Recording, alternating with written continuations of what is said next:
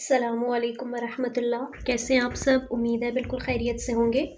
اچھا، آج ہم ایک بالکل نیا سبق شروع کریں گے انشاءاللہ۔ کل کیونکہ ہماری تختی نمبر 1 مکمل ہو گئی تھی اور میں نے آپ کو سمجھائی تھی یہ بات کہ اگر آپ کو تختی نمبر 1 مطلب حروف تہجی یا آپ کہہ لیں کہ جو بیسک الفابیٹس ہیں ان کی پروناؤنسیشن بہت اچھے سے آ گئی تو آپ کی بے انتہا تجوید کور ہو جائے گی۔ میں تو کہتی ہوں کہ آپ کی 80% تجوید جو لہنے جلی ہے، میں پھر کہہ رہی ہوں جو بگ مسٹیک والی تجوید ہے وہ کور ہو جائے گی۔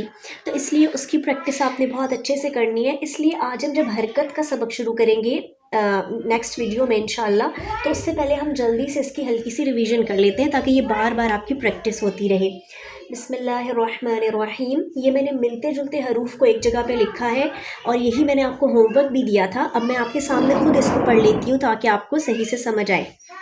بسم اللہ الرحمن الرحیم۔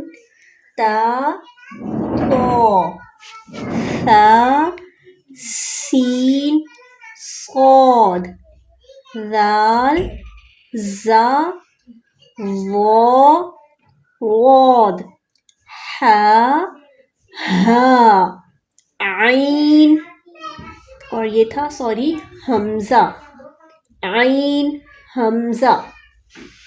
اچھا، یہ آگے ہے سیٹی والے حروف، وہ حروف جن کو پڑھتے ہوئے آپ کو لگتا ہے کہ تھوڑی سی سیٹی کی آواز بن رہی ہے۔ زا، سین، صاد، زا، سین، صاد، زا، سین، صاد۔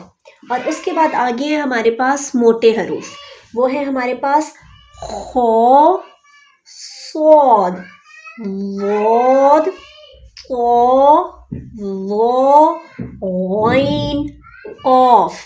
ٹھیک ہے۔ اچھا، آپ کو میں نے را کا بتایا تھا کہ وہ موٹا حرف ہے، آپ کو میں نے پریکٹس بھی کرائی تھی۔ آپ سوچ رہے ہوں گے کہ میں نے یہاں پہ را کیوں نہیں رکھا، کیونکہ را کے کچھ رولز ہیں۔ مثال کے طور پہ را سے پہلے اگر زیر آئے تو اس کو پتلا پڑھنا ہے، زبر آئے تو موٹا پڑھنا ہے، تو وہ ایک بہت لمبی ایک ڈسکشن ہے اور وہ لہنے جلی میں بھی نہیں آتا، اس لیے میں نے اس کو یہاں موٹے حروف میں نہیں لکھا۔ لیکن اگر آپ نے ویسے تجوید میں اس کو پڑھنا ہو تو وہ را موٹا ہی عموماً زیادہ جگہوں پہ پڑھا جاتا ہے، اس لیے آپ اس کی پریکٹس موٹے حروف کے طور پہ ہی کریے گا۔ اب ہم اگلی ویڈیو میں انشاءاللہ حرکت کا آغاز کرتے ہیں۔